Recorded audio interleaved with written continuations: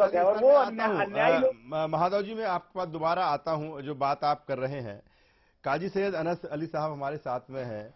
अनस जी, क्या इस जो बात अब सामने आई है एक बार फिर, हालांकि कई बार इस पर चर्चा भी हुई, आपने भी इस चर्चा में भाग लिया, किस रूप में देखते हैं कि आखिर इस पर आपत्ति क्या है? देखिए, आपत्ति इसलिए है क्योंकि इसमें समानता नहीं होगी जी। जो जिस तरीके से अभी बाबा जी ने भी कहा कि सब लोग एक साथ रहें, ये भारत जो है इसमें भारत में कई मजहब के लोग रहते हैं और सबके मजहब को उनकी इजाजत है। हम लोगों को राइट हासिल है कि सबको इजाजत है कि मजहब पे किस तरीके से अमल करना है। मेरा सवाल ये है कि हिंदू मैरिज एक्ट बना हुआ है, धारा 17 के तहत अगर कोई एक से ज्यादा शादी करता है तो उसको उसके ये अपराध है उसके लिए और उसकी सजा होगी। स्पेशल मैरिज एक्ट बना हुआ है, धारा 44 में प्रावधान है पूरा।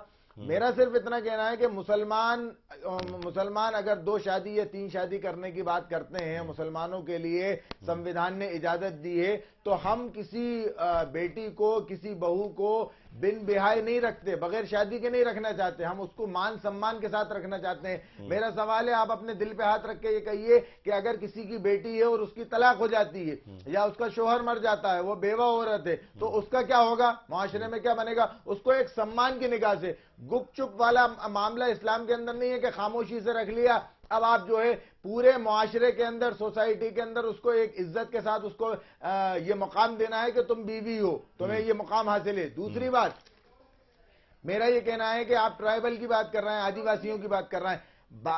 मध्य प्रदेश के आदिवासी हैं, उनका कल्चर अलग है, दूसरे राज्यों के आदिवासी हैं, उनका कल्चर अलग है। कुछ जगह आदिवासी ये कहते हैं कि उनके शादी का कोई कॉन्सेप्ट नहीं है, शादी का कोई वही नहीं है, कोई रस्म रिवाज नहीं है, वो तो लड़का और लड़की दोनों साथ रहने लगते हैं, उसी को समझ लेते हैं कि हाँ साहब ये शादी हो गई। कुछ जगहों पे आदिवासी, एक आदिवासी है, वो 2-2, 3-3, 4-4 शादियां कर लेते हैं, उनका कोई वही नहीं। तो मेरा ये कहना है कि मुख्यमंत्री को ये चाहिए, सरकार को ये चाहिए कि उनको बढ़ावा दिया जाए। अच्छा, समानता की बात कर रहे हैं आप मुसलमानों के अलग, मुसलमान अपने मजहब को फॉलो करते हैं, सिख भाई अपने मजहब को फॉलो करते हैं, सिखों के लिए कटार रखने की इजाजत है, पगड़ी बांधने की इजाजत है, वो आर्मी में भी जाएं तो वहां उनको हेड नहीं लगा सकते, केप नहीं लगा सकते। हमारे जैनी भाई हैं, लेकिन सर अनस, अगर जो चीजें आप कर रहे हैं, लंबे समय से ये जो चीजें चल रही हैं, अब उसी को तो दुरुस्त करने की बात हो रही है कि अगर आपका परिवार एक बेहतर होता है, आपका एक समाज बेहतर होता है, और देखा जा रहा है कि जिस तरह से अदालतों में वर्षों से जो लंबित पड़े मामले हैं, इसको लेकर कहीं ना कहीं एक जो प्रक्रिया है उसमें एक गति आएगी। तो अगर किसी तरीके सुधार होता है, कोई गलती हो तो सुधार होता है, तो और एक बेहतर देश के लिए बेहतर चीजें होती है, तो आखिर क्यों इस तरह की चीजें? सुधार होता है, जिस मजहब को जो लोग फॉलो कर रहे हैं उन्हीं के दरमियान से सुधार होता है।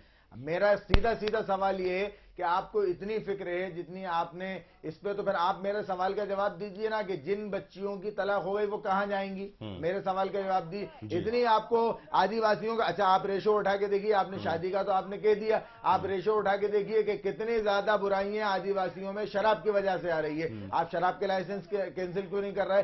अच्छा आप ये बताइए, शादी जैसे पवित्र चीज के ऊपर, मेरा ऑब्जेक्शन तो इसी बात के ऊपर है ना कि शादी जैसे पवित्र